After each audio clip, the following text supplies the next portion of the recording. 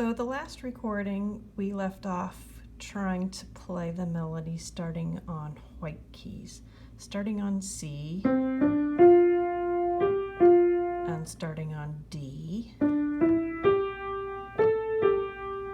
There's one more starting note that you can play the melody and only play it on white keys, and that is G. Here it is.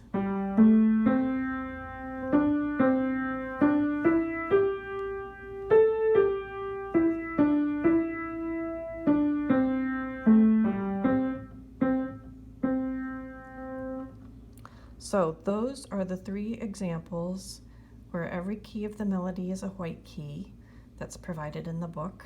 As soon as you venture to any other key, you're going to have a combination of white and black keys. So for instance, if we move everything up a key and we start on A, here's what it looks like.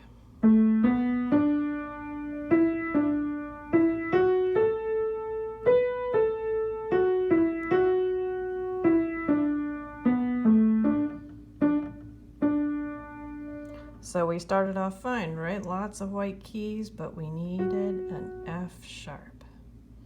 Let's back up. Here's our starting on G version. Let's go down and see what happens. Starting on F.